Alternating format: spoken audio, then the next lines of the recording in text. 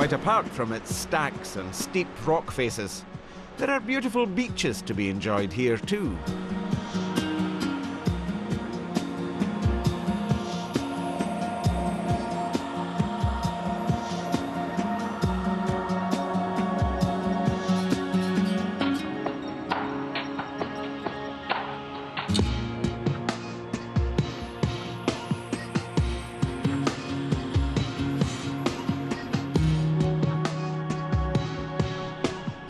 East of mainland is Walsey Island.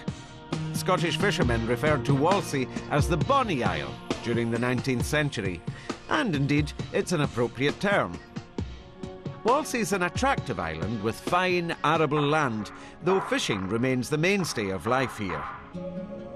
The island's population numbers just over 1,000, and the small port of Simbister is the main centre of activity, with all modern amenities on offer.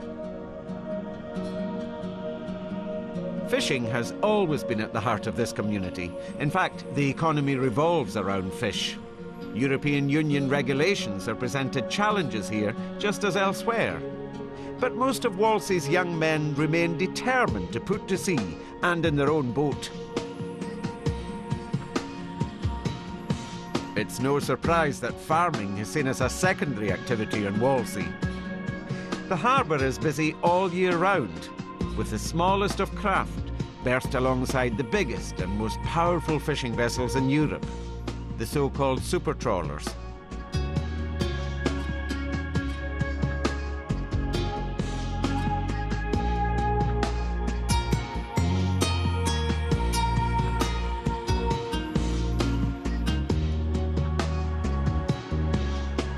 Baravo, at the southeast tip of the island of Yell, the largest island in the northern Shetland Isles. It has to be said that Yell can be rather bleak. This is not a fertile island. Where not rocky, it tends towards barren moorland. And yet for many, this is the real Shetland. The interior is rather bare and sparsely populated. Perhaps it's that desolate landscape that tends to make the population of Yell choose to live near the coast or by the lochs.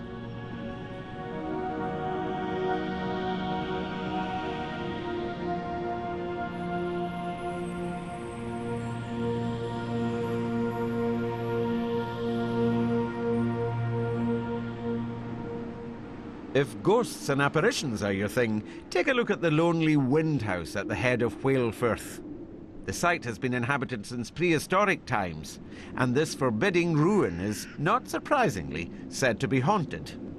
Sightings include that of an aristocratic gentlewoman, her young maid, and a dog.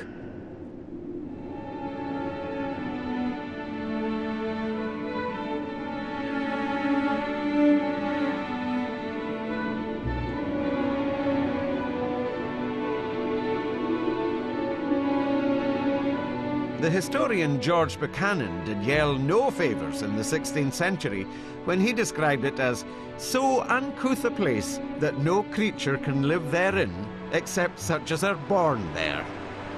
Most people would agree that he was perhaps a little harsh in his criticism, if not downright rude.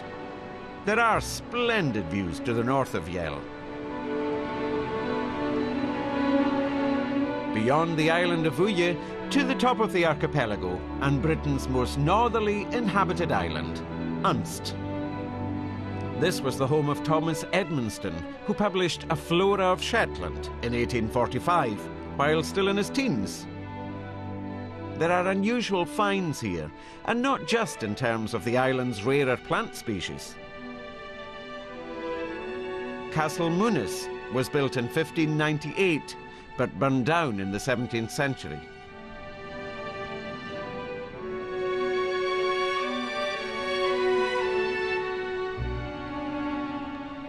In terms of their strategic value, it's said that the Shetland Isles were to the Norsemen what Gibraltar was to the British, conveniently situated where important sea routes converged. The number of Viking ruins comes as no surprise then, But there is a particularly fine example here in Sandwich. Leaving Unstrunway and the main town of Baltasound, we head north.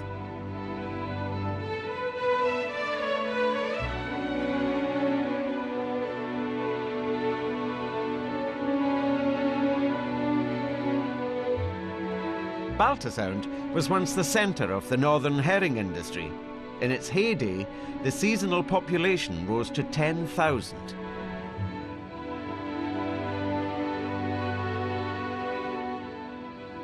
North of Baltasound, we find the attractive townships of Haraldswick and Valsgarth. These towns are quite scattered, a feature not uncommon in the Western Isles of Scotland.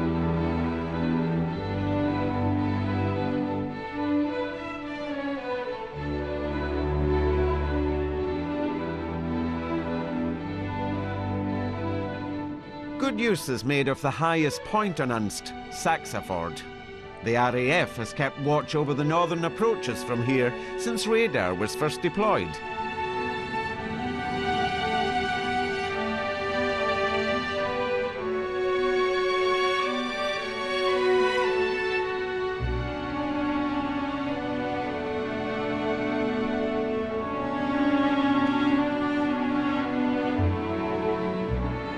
Finally, where the Shetland Isles, and indeed the British Isles, come to an end, Muckleflugga. David Stevenson built this lighthouse in 1858, and the views around it are nothing short of breathtaking.